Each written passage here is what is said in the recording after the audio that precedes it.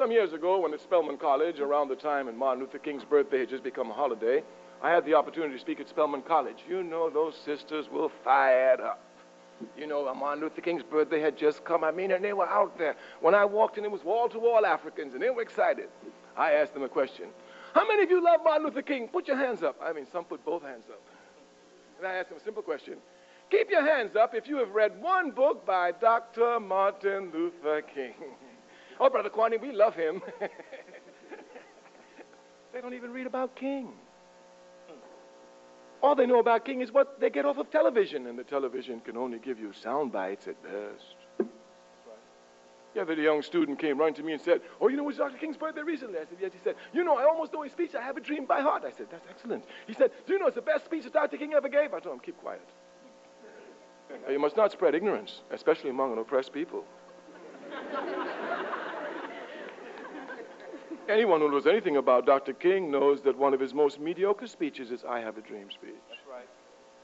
I commend one other speech to you if you really want to see Dr. King. It's called Why I Oppose the War in Vietnam.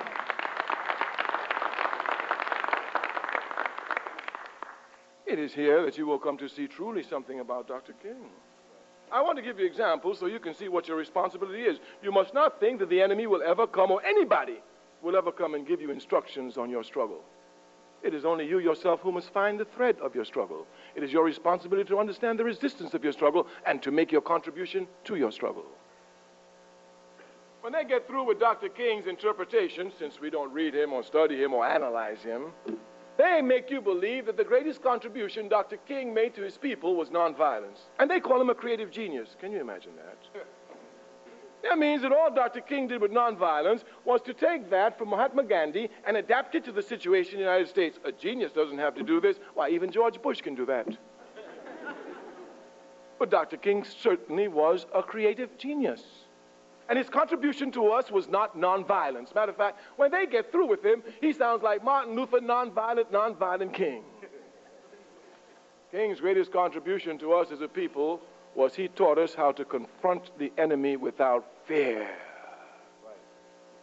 When you properly understand this, then you will properly come to understand the real contribution that Martin Luther King made to his people.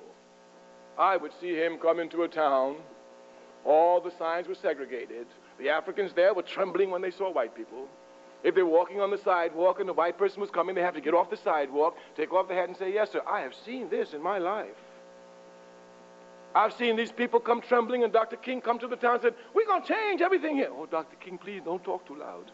He said, no, we're going to change everything here. We're going to turn these signs upside down. Oh, no, Dr. King, these white folk down here, they're too mean. He said, no, we're going to mobilize everybody. Dr. King, we ain't got no way. And Dr. King would look at him and say, my God is a mighty God. He make a way out of no way.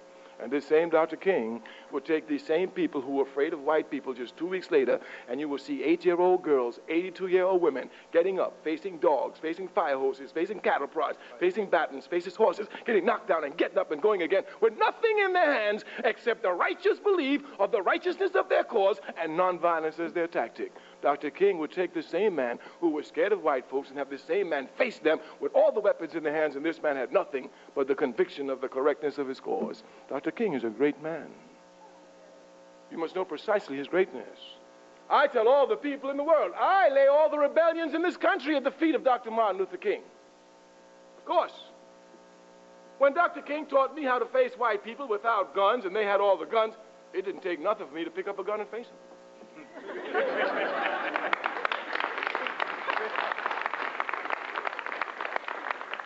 It took absolutely nothing. I could face them, look them in the eye, they'd knock me down, I'd get back up, they'd knock me down, I'd get back up, they'd put cigarettes on me, I'd get back up. Well, I could look them in the eye and do all this. Why, it didn't take anything to pick up. Matter of fact, I was ready for it. Dr. King, in fact, helped prepare me for picking up the gun. You must come to understand properly your history.